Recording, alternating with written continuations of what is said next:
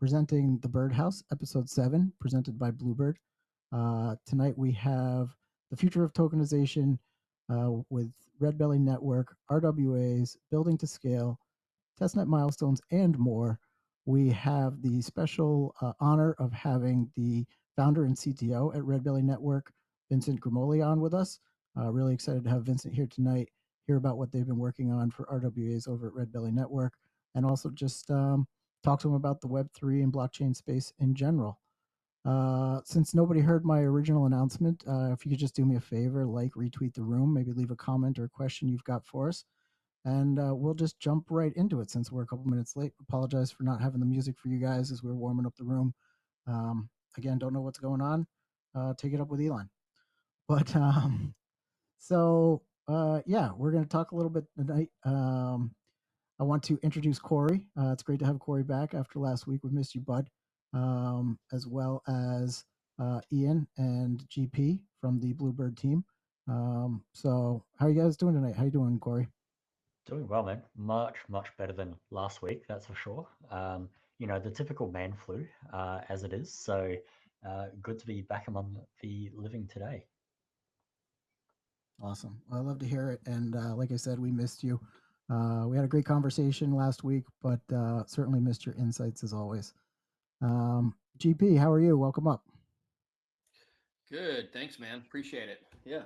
Uh, Glad to be able to jump on and chat for a bit. Cool. Cool. And we got Ian as always. Ian, how are you doing today? Doing well. Glad to be here with everyone, especially Vincent. Vincent, just knowing about the background of you launching what has become Redbelly, very exciting. I look at all you did and it takes me back because, I'm old enough to know about the early days of the internet with ARPANET becoming essentially the technical foundation of what we see with the internet. And then I look at what you did with, establishing things with the Commonwealth Scientific and Industrial Research Organization as part of the Australian government. So this is the foundation for the next things. So yes, I'm a little passionate and excited about this. I am as well. And I think we've got a terrific space. Just for those in the audience that don't know, Red Belly Network is the world's only public purpose built real world asset tokenization network. Vincent, we would love to just hear from you a little bit about your background, and then just give us a little bit about what Red Belly is and what we do today. Sure. Thank you for having me today. That's really a pleasure to be here, and thanks, Ian, for the nice words. So I'm the founder and CTO of Redbelly Network, which is, as you said, the as far as I know, the only purpose-built real-world asset tokenization platform.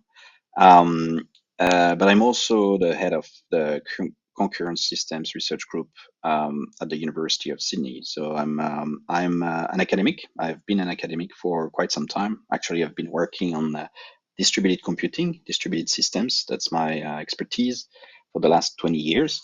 And when I look back, I've just realized actually, while preparing for this AMA, that half of my career has been focused on Redbelly, the blockchain itself, and the product that we're commercializing. So that's really interesting. So it has been a long journey, as you pointed out.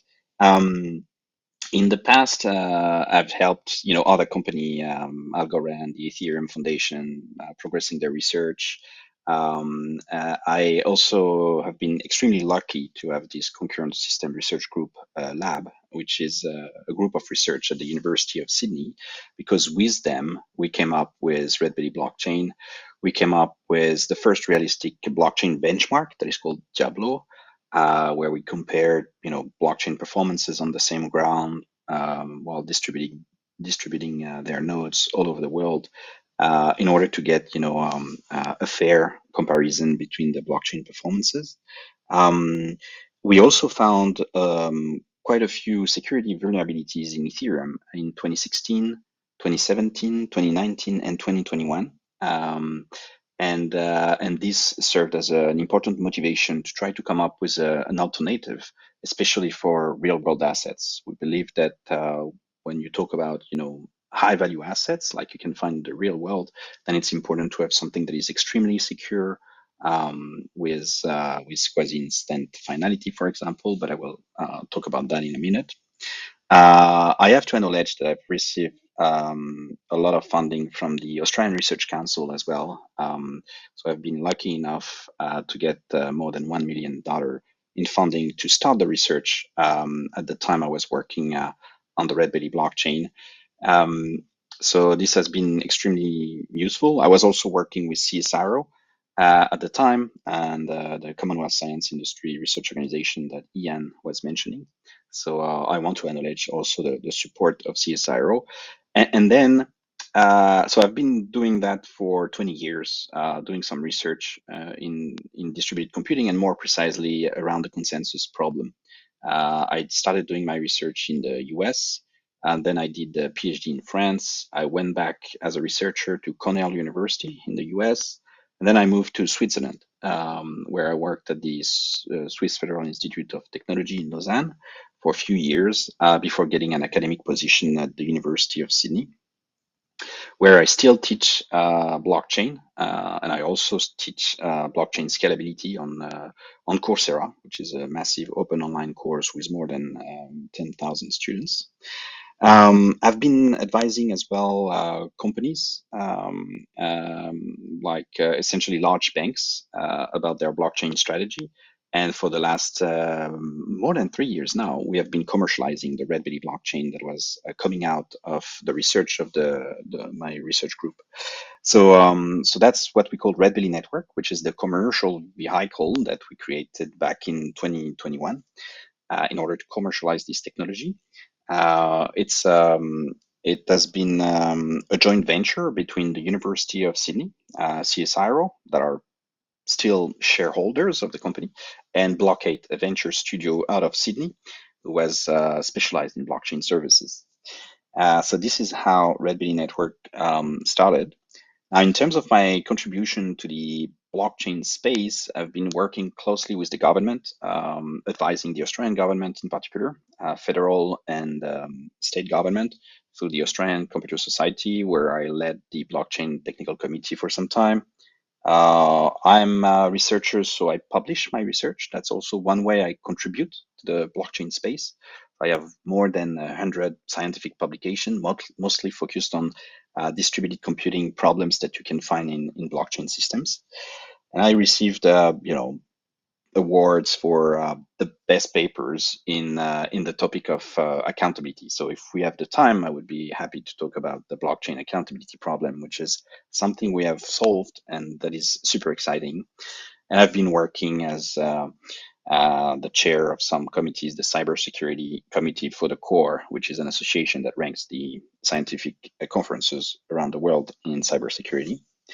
And that's pretty much where I'm at now. I'm super happy to have built this company. Now we have around 50 employees, based not only in Sydney, Australia, but also in India, in Chandigarh. And we're super keen to make sure that Redbelly will be the first choice for issuers of real world assets. Absolutely amazing. What a background, what a history, what a project, and just to know that this has been in process for so long, but also that the care has been taken to do it properly from people that really understand the reason behind doing it as well as how to get it done. Excited to really just kind of jump into the conversation with you. We like to keep the conversation here just kind of free flowing. That's why we have several members from the team up on the stage so they can kind of interject, ask questions, share their viewpoints. With that, I guess I would just open it up to Corey, GP, Ian, anyone that wants to throw something in, and then we can get right into our talking points. Well, I'm happy to jump in. Vincent, I love that you highlighted your involvement in cybersecurity because to me, I've been probably saying this in various ways for over 2 decades. Cybersecurity can't be an add-on or an afterthought. It needs to be foundational. And it seems like you embedded that into everything you do with Redbelly, the collaboration with the team here at Blubird and beyond. Can you just talk a little bit about why you think cybersecurity is so important? Yeah, sure. Thanks for this question. So that's interesting because I've been focusing on distributed computing, but I've shifted my interest to cybersecurity. But of course, cybersecurity through the lens of distribution, right? So the type of security we find in blockchain, the type of security that we may call Byzantine fault tolerance. But yeah, I think the first thing that happened to us was in 2015. We were looking at Ethereum when it came out, and then I started reading the yellow paper, but then it didn't give me a lot of details about the consensus problem. And I knew that the consensus problem was extremely difficult to solve, especially when you have hackers, that we typically use the term Byzantine to refer to them. But nodes that can hack their software such that they will behave arbitrarily. And this, when you have a certain number of hackers in your system, then there is no way you can solve consensus. There is no way the machines that are following the protocol will agree on a unique block at a particular index of the blockchain. There is no way you can do that. And this is a result that was published in 1985. It's called the Fisher-Lynch-Patterson result that says consensus cannot be solved if you have some misbehaving participants and you are in a realistic network, pretty much. And so when I read this paper, and I felt like blockchain needed to solve consensus in order to make sure that there wouldn't be conflicting blocks at the same index, there wouldn't be double spending, there wouldn't be conflicting transactions at the same index of the chain, then I thought they have solved an impossible problem to solve. And then I realized that there were some assumptions that were made on Ethereum. And then I realized that with my students, we did some experiments. We replicated the R3, which is a consortium of financial institution network that was using Ethereum at the time. So we asked for the details of their network environment, and we actually double spent in the exact same setting. We did that with one of the largest banks here in Australia who was also using Ethereum. And we said, wow, if R3 or this very large bank decide to move their network into production, then there would be a huge problem. Like people will be able to double spend, right? Which is probably the worst thing that can happen. And this is coming from the fact that there are these strong assumptions in order to solve consensus that were made. So we had to publish the problems as security vulnerability. Of course, we communicated the problems to the Geth security team, to the Parity, at the time it was called Parity instead of Open Ethereum security team, who acknowledged the problem. But for us, it was scary, right? Then there was proof of authority that came out. We found another attack vector in the what is called Click or Aura, depending on whether you look at Geth or Parity. So we felt like, wow, there are a lot of problems, and it's very far from being used for real world assets. Right? It can be used for, let's say, toy app, CryptoKitties, that's fine. But as soon as you want your mortgage to be tokenized on the blockchain, you shouldn't be using this type of blockchains that are susceptible to security attacks. And so that was I think the moment where we decided to go down the path of security. We said, okay, let's try to be extremely diligent in the way we're going to tackle security to implement the next blockchain. The first thing that we thought about was, okay, instead of having a consensus that may work at times or do not work at times, like there could be forks and then you try to resolve the forks, but if you have a network delay, you might not be able to resolve the forks. We said, okay, let's forget about forks. Let's try to solve consensus in a deterministic fashion, right? So if you can solve consensus, you have the entire network agreeing on the uniqueness of the block before you append it to the blockchain, then you know that you don't have forks, right? Because the block that is appended at the next available index is unique. So we did it this way. But then we thought, okay, but there could be some bug in our consensus protocol. And then we thought, okay, this is something that happens, right? For example, you have Boeing that has issue with the software controller in in their planes, right? So mistakes happen. What if we have done a mistake in designing our consensus algorithm, even though it was published in one of the top scientific conference? So we decided to team up with verification experts. And these are researchers, especially we found them in Europe, really brilliant people. They're specialized in the verification of programs. So what they can do is they can represent your algorithm, your protocol, in a mathematical way, such that they can feed a software to a computer that we call model checking, making sure that in all possible executions of your protocol, you will never violate, let's say, the consensus properties that you're trying to implement. Right? So we did that. It took us 3 years, but again, I teamed up with experts because myself, I'm not a verification expert, and we came up with this formally verified consensus protocol. And as far as I know, this is the only blockchain consensus that has been formally verified. It means that it drastically reduced the risk of errors. For an error to happen in our consensus protocol, it means that the model checker has to have a bug, or the computers on which we run has not been designed with a proper instruction set, for example, right? So it's very unlikely that we are making a mistake. And we believe that this is exactly the type of guarantees that you need before you can tokenize, your house on a blockchain technology. In addition to that, and I've mentioned it previously briefly, we've worked a lot on accountability. We believe that in a blockchain environment, if you don't have accountability, then you will still have hackers stealing assets from others, and getting away with it, right? Because if you don't have accountability, it means that people don't get identified if they manage to steal the assets of someone else, right? So we know, of course, there have been double spending on Ethereum Classic, on Bitcoin. We know that. But how many double spend happen that we're not aware of? Maybe there could be a lot. And it's just because we don't have a proper tool in order to detect this type of attacks, let alone identify the responsible participants for this attack. So we have implemented accountability. It came up from a really theoretical idea that was designed with a colleague of mine from National University of Singapore, who is, by the way, the author of the CAP theorem for those who are interested in distributed systems. Is the author of the proof of the CAP theorem. And anyway, we came up with this polygraph, this accountable Byzantine consensus, making sure that if there was an attack by malicious participants to our consensus, then we would be able to identify them. And recently, I will finish on this. I'm super proud that we have used this algorithm in order to implement the zero loss payment system that was published at the Dependable System Network conference in like a couple of months ago, and we received the best paper for this. I was also presenting the same result in New York last week at Cornell Tech.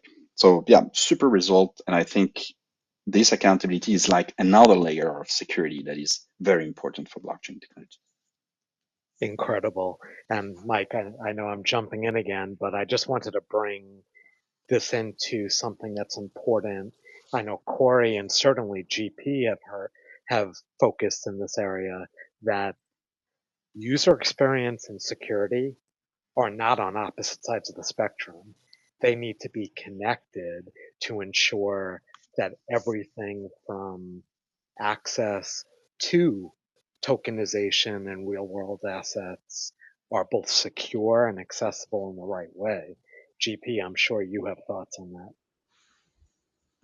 Yeah, I think it definitely is impacted when you start factoring in things like you know sovereign users and self custody, right? So you know the whole kind of Web3 premise of users controlling their data, their digital assets, right? The whole sovereignty aspect of it and the actual experience around that, needs, should reflect, um, you know, should reflect that by giving, users clear, control over interactions and easy access to manage and kind of transfer their assets, and then on the other side, you've got the self custody piece, which must be accounted for, for the decentralized nature, right? So, I mean, I think it all factors into that, and then of course you can stack on many other things like interoperability and and ecosystem integration, stuff like that. So, yeah.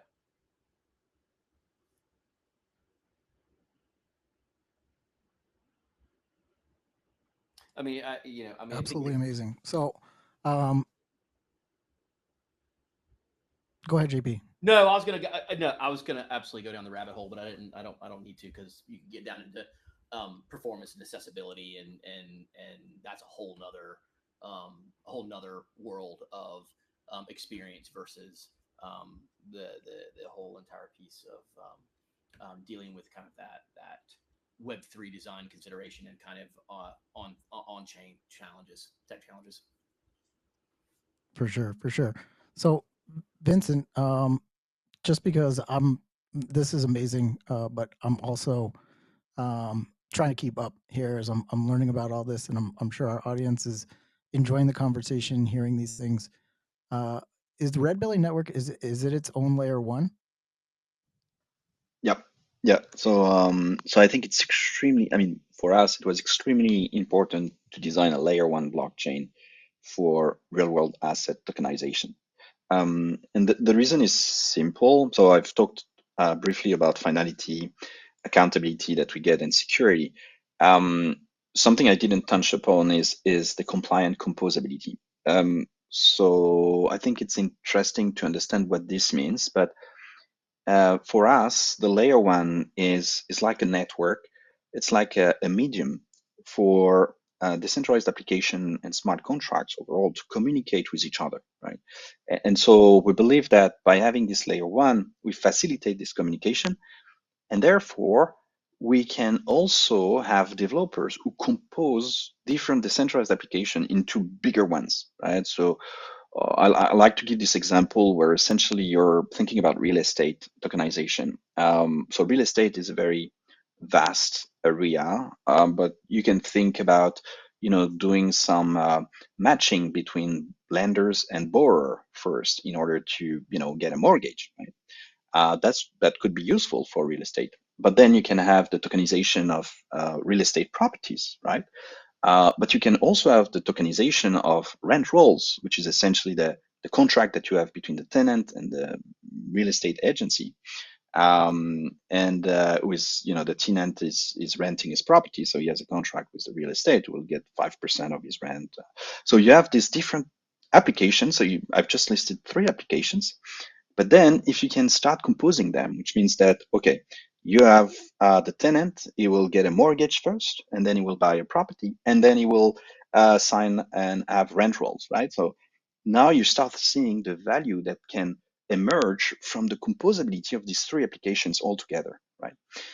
And I think it can only come if you offer a network to all these applications without siloing, right? If we were instead at layer 2 and we were offering, let's say, an optimistic rollup for some kind of application, as soon as we would have to, or one of our decentralized application running on our rollup will have to communicate with another application sitting in a different layer 2 or even at layer 1, then we would have to go back to the layer 1 to do some synchronization. And that would defeat the purpose of having layer 2, especially for scalability and performance, right? So what we decided to do is to forget about layers 2, 3, and so on. We said, okay, let's try to build a blockchain, but it's scalable and fast, right? So that's why it took us 10 years, pretty much. It was very hard, but one of the things that we did in order to get the performance is we drastically changed the way the nodes communicate in our network. Just to give you an idea, most of the blockchains, the classic blockchains, they are competitive. It means that you can have thousands of nodes around the world. Only one will succeed in appending its block, right, to the next available index. So it's extremely competitive. It's like they all enter this battle where everyone is competing against everyone else in order to impose its block to the rest of the system. In Redbelly, we do things differently, which is collaborative.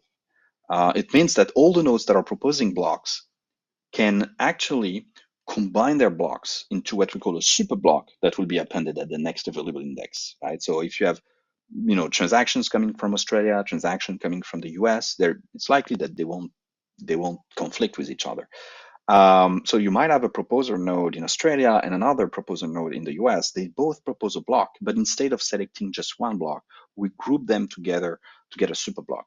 So now, as soon as you do that, you can see that the number of transactions we will be committing per block will increase linearly with the number of proposers we have all around the world. And that's how you get scalability, by leveraging the resources that all these nodes are bringing to the system, as opposed to a traditional Bitcoin system where essentially everyone is trying to do solving the same problem, but only one will win.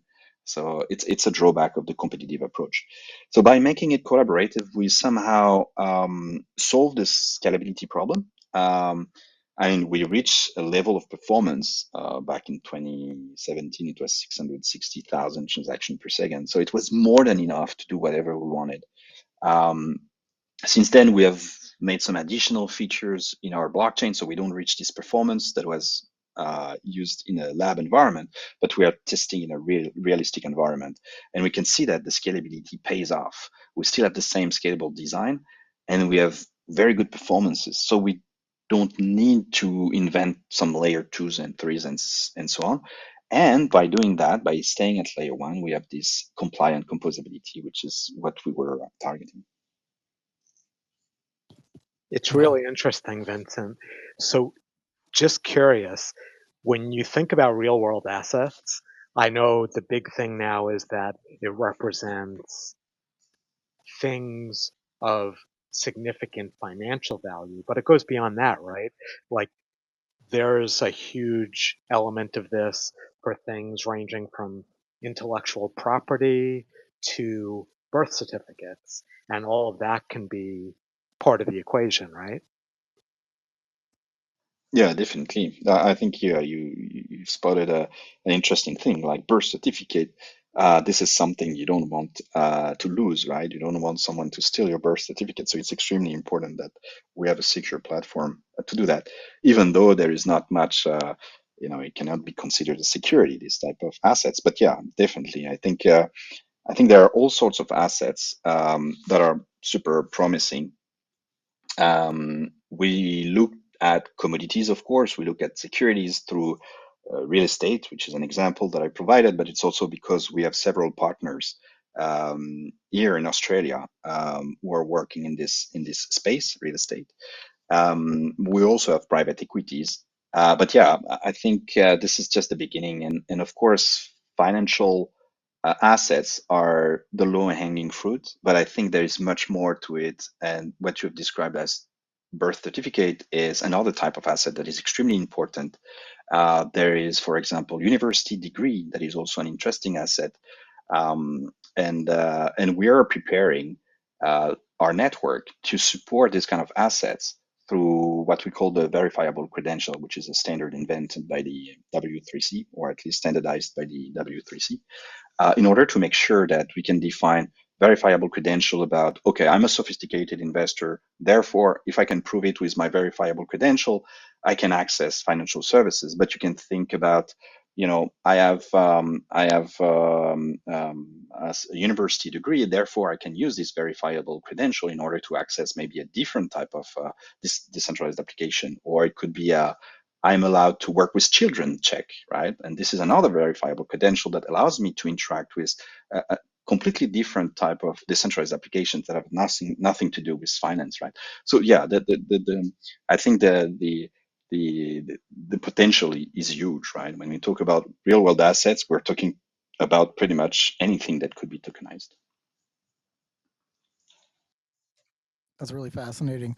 Um, just from my perspective, I think about real world assets a lot, but my background is in unique product serialization. So we worked with like Converse and Nike back 2008, 9, 10 to put smart tags on uh, all of their products. Individual unique identifiers on the left shoe, the right shoe, in the box, and that helped from manufacturing to six to distribution, counterfeiting, brand protection, as well as marketing and sales. So with a product like that, in manufacturing, we're scanning it 4 times before it hits the end of the line. Would this be something that would be efficient enough to show the ownership moving even through like a manufacturing process, and would it be affordable? So in terms of scalability, so there are two questions in your question. I feel like there is scalability and in terms of the number of requests that we will be able to treat. But there is also the notion of affordability in the sense, will a transaction will be cheap enough to be executed? I think yes, in both cases. So we've been working on the blockchain evaluation. We've compared, and this is related to the Diablo benchmark that I've mentioned. So this is for the performances. We've used realistic applications that are not necessarily finance. Of course, we have a decentralized exchange application which we use to benchmark all these blockchains, but we also use a mobility application like based on Uber. We have other gaming application based on Dota 2 and so on. And we have all these applications to test the blockchains. And we have seen during this research that the performance we could get from Redbelly network was superior to what we would have if we were using Solana, Avalanche, Algorand, Quorum, DM, and Ethereum. So we're quite confident that in terms of the performance, we're pretty much, are like really, really high in terms of performance. And because these applications are realistic, we believe that the type of use case that you're describing, where essentially I'm thinking about supply chain of high value branding products, like coming from Nike and so on, then I think we will be able to treat the volume of transaction that will be happening in this kind of application. Now, in terms of affordability, we thought a lot about this problem. The fact that Ethereum is very costly, especially when you have congestion, then the transaction fee raises, and it becomes unaffordable to even send a transaction to the network.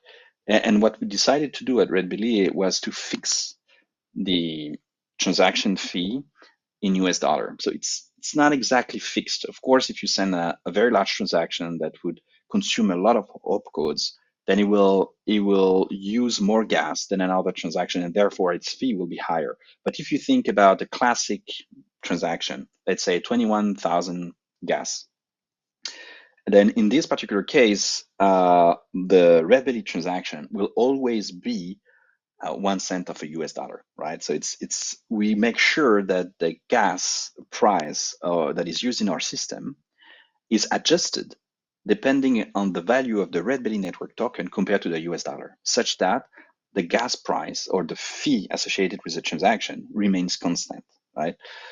For, of course, similar transaction. If you increase, the complexity of your transaction, you will have to pay a little bit more. But again, 21,000 gas would be exactly the same price in US dollar over time, thanks to an oracle that we have implemented that fetch the exchange rate in real time between Redbelly network token and US dollar. Yeah. So I guess the affordability problem is solved by doing that. Really interesting. Well, we can save that conversation for offline. I'm sure that I have many, many more questions as I dig deeper into the Redbelly network. But I appreciate you taking the time to think that use case through with me. I just want to open it up, get us a couple of our other speakers going too here, Corey and GP, and maybe I'll just open this up for the panel and we can bat it around a little bit. But as we're talking about real world assets, what's the landscape looking like over the next 3 to 5 years? How do you see it? And how does a product or a network like Redbelly help make that possible?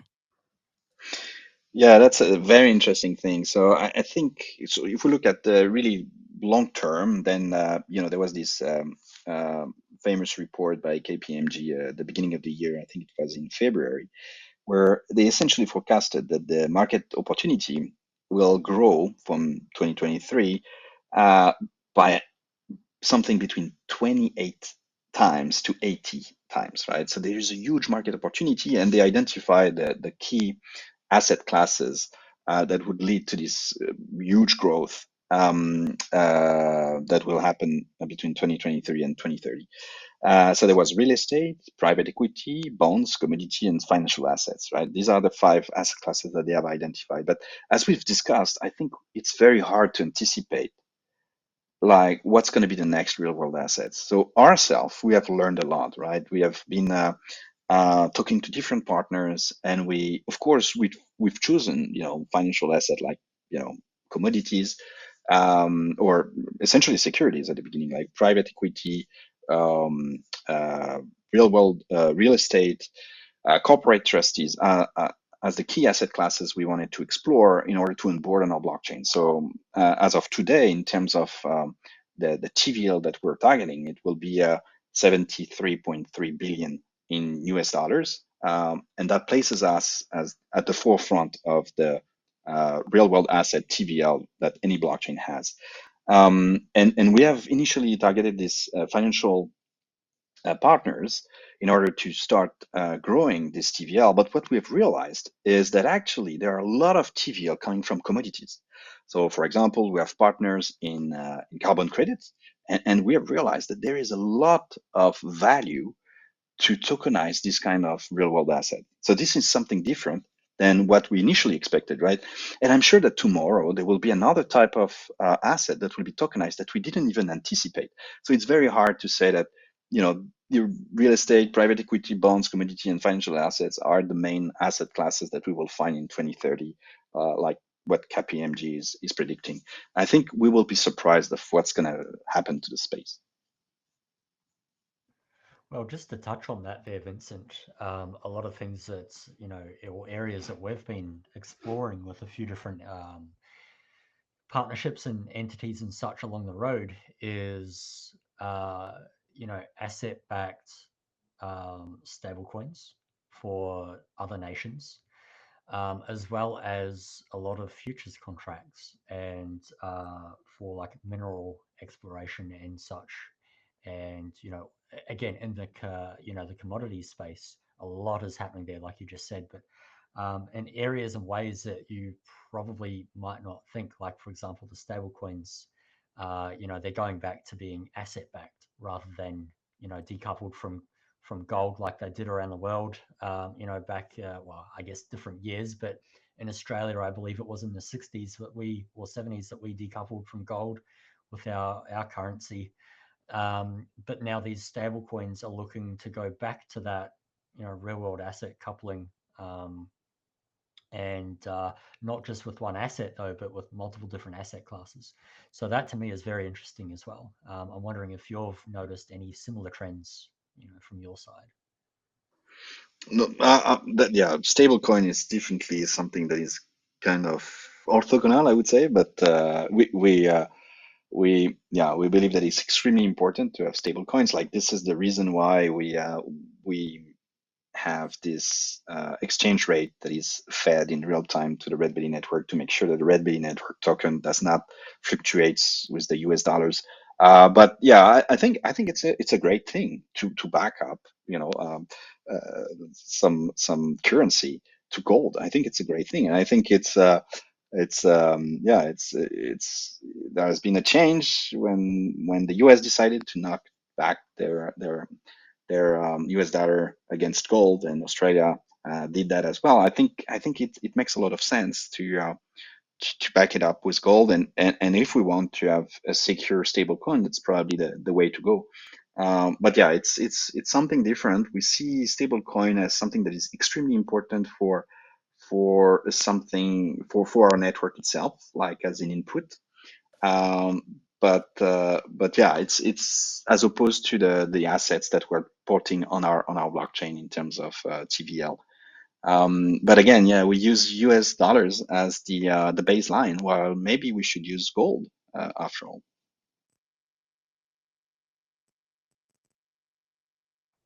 Yeah, Well, that definitely. would be It's full a circle for sure. Yeah, very, very interesting space indeed. Ian, I noticed you were going to say something as well before I kind of chimed in here. Did you still have that thought present? Oh, I do, but again, I think I've heard my voice more than I want to, so I don't want to take too much time from everyone. It was based on basically what everyone has spoken about, especially you. I know some of the points GP made, Vincent certainly. There's a quote from Bill Gates. He said the advance of technology is based on making it fit in so that you don't really even notice it. It's just part of everyday life. And to me, that almost summarizes the partnership and collaboration between Blubird and Redbelly Network for developing a future that isn't all about coding. It's about getting to a point that it helps people make an impact and drives outcomes. So I was just curious what you guys think about that. You touch on a well, I mean that's a good point, Ian, right? Like, but it's kind of like the whole like my brain kind of deviates a little bit away from like the more classic examples of like RWAs, right? Like, because I mean, it's kind of somewhat of a gold rush in some of those areas, right? Like luxury goods, art, intellectual property, things like that. I think when you get into the spaces, and Vincent touched on it a little while ago, where it extends out to the tokenization of kind of things for good. I don't know. That's where I find it compelling. And speaking of kind of what you're what you're talking about. I mean, I think it's an extremely broad spectrum, right? I think largely right now the focus is RWAs and kind of more of traditional side of tokenization of those.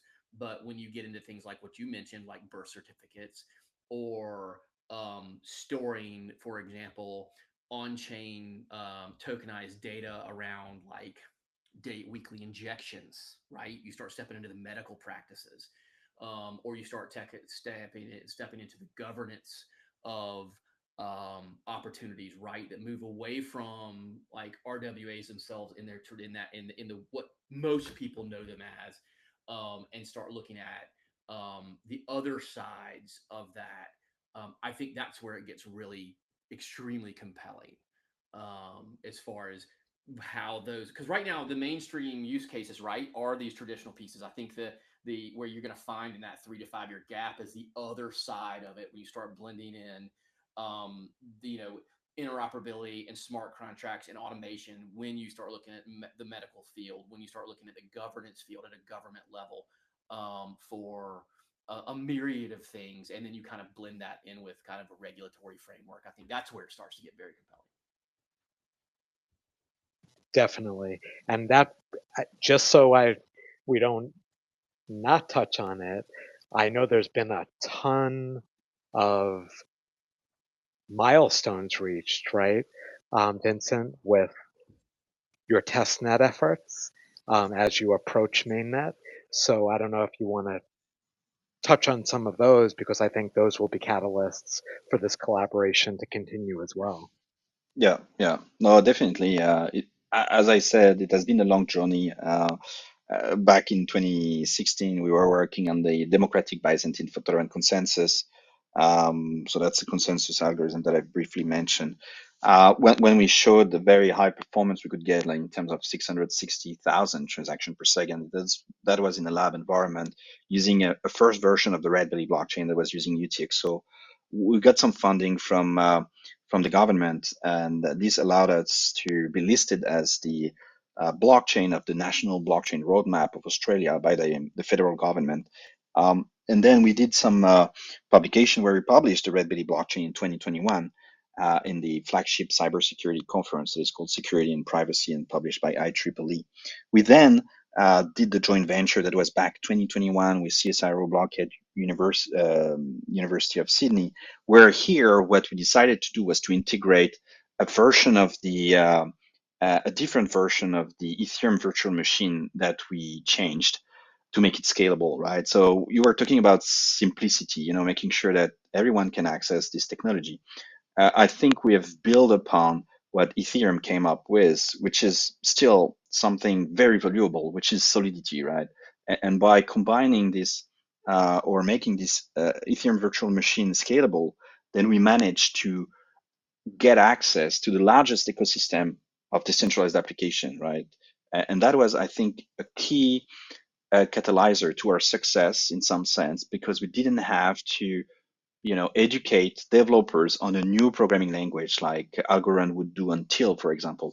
And that was key to support existing decentralized application and to migrate TVL rapidly to our platform. So now we have made it scalable, this Ethereum virtual machine. It goes much faster. It executes much faster the smart contracts than what you would find in other blockchain. And that's also key to the performance of our overall system. Now, we've been working on zero knowledge proof because it's key to the self-custody of personal identifiable information. We've been talking about verifiable credential. One thing we don't want to do is to say, or store private identifiable information on the blockchain that we have in a transparent fashion, right? So that's why we use zero knowledge proof, where essentially the thing you have to show is simply a proof that you're above 18 instead of giving your full date of birth. And now so since October last year, we had run our DevNet, where we had participants from all over the world contributing to the network. Now we've migrated to the testnet since end of May, where we didn't see any problem at all. Like there was no interruption whatsoever of the testnet besides a 5-minute one that we have decided to do an upgrade. So we can see that it's extremely reliable. Plus, we're injecting failures, all the time, and this puts us in a very comfortable position where we're happy to announce that in October this year we're going to launch the mainnet, and that's a huge milestone for us because it means that everything will be in production. At the moment on the testnet, the only thing that is in production is the identification of users, right? So when a user enters the network, he first has to show that he's a valid person, a valid human, right? So he has to share a personal identifiable information with an identity provider. And once this is done, the identity provider registers its public key on the blockchain and he can access the network. So this is done with real personal identifiable information that are, of course, not sitting on our blockchain, only with an identity provider of the user's choice. But the rest, the TVL that we're porting right now, the real world asset TVL, is just for testing purposes. The big difference will happen with the mainnet, which will be all this TVL will be in production, right? So we're going to migrate the TVL that we have tested on testnet, and we will put it on the mainnet. And this will be, like the key milestone of this decade of work. Very exciting. And I know the Blubird team is looking forward to all that's going to be possible. But thank you for the description, the details. I'm looking forward to it all. Yeah, really, really amazing. And cool to hear that you're up on testnet. Just thinking about the way that a lot of maybe our audience or the typical blockchain user does things today with their digital assets. Even though we're bleeding edge and relatively niche community, this sounds like it's even more opportunities for them and something that they would need to learn. So I just jumped into your Discord, and looks like you've got a pretty rich community, a lot of people in there. But for those that haven't joined the community, what opportunities are there for them to get involved and with Redbelly Network? Yeah, so I think I would encourage people to follow us on Discord, Telegram, Twitter, and LinkedIn. These are the main sources of information. On Discord, we're extremely close to the node operators. For example, there are a lot of people who have expressed the interest of running nodes. At the moment, we have selected several hundreds only, even though we had thousands of applications. That's one way of contributing to the network if you're kind of tech savvy, I would say. For the rest, I would say simply go to Discord, Twitter, and follow the quest that we have. So we're using Galaxy and Zilli quests. There is a quest going on at the moment. I think I need to give the detail of the code for today. I will have to find it back. I think it's testnet milestone, but let me double check. Yeah, testnet milestones. So, for example, there is a quest that's happening now, and the people who are listening to us will need this code, which is testnet in lowercase space milestones with an S at the end. Testnet space milestones. So yeah, follow us. Try to participate in this quest to know more about what we're building. But also, we're also calling the developer community to help us. There are incentives that we're offering to people who come up with new ideas on how to develop decentralized application. And so feel free to reach out to us and to discuss your ideas in order to receive some incentive. These are the main ways to contribute, I guess, to the Redbelly network. Awesome. So great opportunities out there for people. Also, lots of opportunities for the Bluebird community. Corey or GP, you want to just give us a little tidbit on how the Bluebird community or those that are listening that aren't familiar with Bluebird could get more involved? Yeah, definitely. So, we've also got our socials, our Discord and Telegram, which are, I guess, the go-to space for most people, these days. But that's where we release most of our news, also. But just to kind of hijack uh, what I was just going to say earlier, but didn't quite get the chance to. Sorry for changing the topic here slightly, Mike, but can't help myself. All good, man. Uh, Mate, I just wanted to quickly touch on, whilst tokenizing real world assets and such, while that's a feat in itself, there's one aspect that I think a lot of people overlook. Well, two aspects. So the first one is the user interface, right? The way that people interact with these assets and how that feels. And it kind of piggybacks into the second reason, which is the compliance and regulatory side. So outside of the the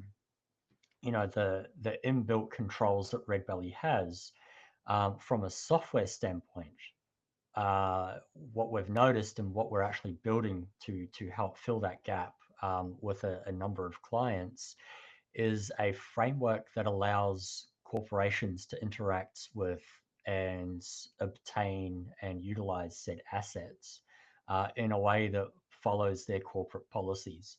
Because at the end of the day, we cannot be expecting large corporations like Morgan Stanley and Goldman Sachs to go in and log in with a MetaMask and connect their wallet with a MetaMask or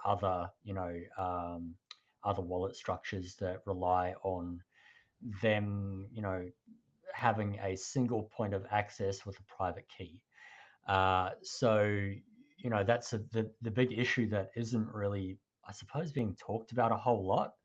Um, so I just wanted to highlight that and kind of just like, bring it up that that is something that we are solving on our side for certain asset classes, not every asset class at this point. We'll roll it out as time goes on for each unique asset class that we work with, but it's to a degree cross compatible with a lot of different areas as well. So, GP, I don't know if you wanted to kind of expand upon that any further. That's definitely your expertise, but I did just want to bring that up. Yeah, no, I think that's a great point, right? That's one of the largest considerations in all of this, right? Like simplifying complex concepts. And you know, it's funny you bring up Goldman and any of them really, right? It's something that I mean, my background is all originally big finance, big FI, Wells Fargo, Morgan Stanley, stuff like that,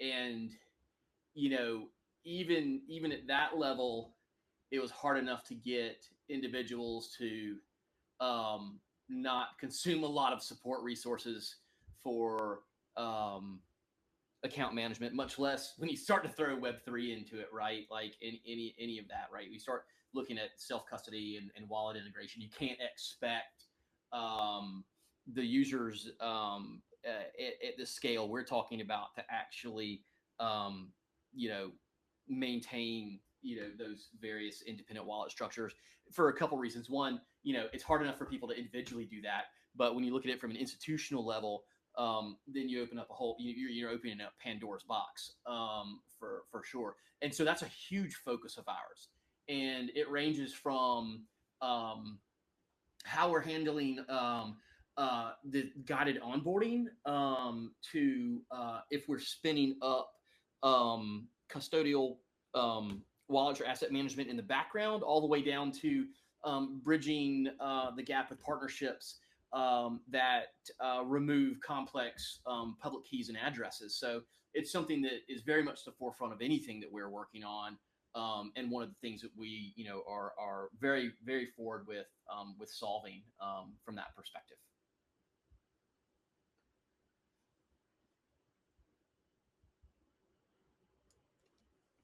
Wow. My head is swimming. I appreciate you guys so much for um, just the wealth of knowledge. And when I think about this space, there's so much that's directed at, um, the consumer crypto, and their expectations and reality seldom are aligned.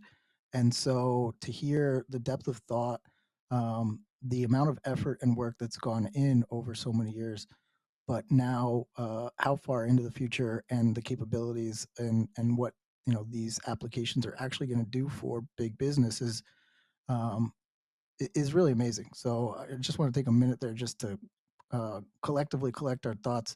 You guys think about this every single day, and are passionate about it, but I'm sure a lot of our listeners are really intrigued to get a peek under here. And so I highly recommend, if this interests you, support these people, follow them on Twitter here, jump in their discords, make sure you have notifications on, check all that out for sure. I just want to reset that for a minute. I know we had a couple technical difficulties and we've gone a little bit over the hour that we usually have. Sometimes we go full 90 minutes. So if everyone's okay, we'll just keep rolling here for a couple minutes. But Vincent, I wanted to ask you, as we start to talk about some of these future applications, what are some of the biggest RWA case studies and successes that you've had in the space just over the last year? Yeah. So as I mentioned briefly, I think teaming up with real estate was super insightful, in the sense that now we have liquidized. Sorry, for real estate we have Artly, where we're tokenizing rent rolls. So last week we just tokenized, what is it, about 200 million US dollars in real world asset TVL. That was done in few days on our testnet. So this is one of the success story of asset classes that we have looked at, but we also looked at private equities through Liquidize, where we're tokenizing private company shares that people have and that they cannot use on a stock exchange. We're tokenizing it to facilitate their trades on the Redbelly network. There are corporate trustees as well that we're actively tokenizing in order to reach our target. So which is 10 billion US dollars of real world asset TVL just for this asset class, that will be on mainnet, and commodities, as I said, which will be the largest part of our TVL, which at the moment, for which we have signed contracts of up to $71.5 billion in US dollars. Absolutely fantastic. And there's no way we could possibly cover all of this just in the hour here. So I highly recommend those of you that are interested, take a look at redbelly.network, their website. There's a bunch more information, some great blogs, and you can read up all about it. And hopefully we can have you back, Vincent, to have some follow-up questions. Usually we like to get the audience participating a little bit, but I think we've just been so much to absorb here and so much to talk about that it was really good just to kind of keep the panel together, and we'll open that up. So, anybody who's got questions, please jump into the Blubird Discord. Please jump into the Redbelly Network Discord. and continue the conversation there. One thing that I do like to give everybody on the panel a chance to do just before we wrap is anything we didn't discuss that you think is important, timely for anything going on in the world or with the project and any events coming up. So, Vincent, I'll just pass it to you. Was there anything that we missed that you want to cover before we wrap tonight? No, again, maybe just I'm going to repeat that for the ones who are following the quests, remember that the code is testnet milestones in 2 words. That's pretty much it. And feel free to follow us on social media, including Discord, Twitter, LinkedIn, Telegram. Thank you. Great. Ian, final thoughts? This has been terrific. I mean, you can't get better people than Vincent, GP, Corey, yourself. But, I would say it's not just about real world assets, it's about real world impact. Well, that was a mic drop. I like that. I'm going to steal that one. GP, final thoughts for us?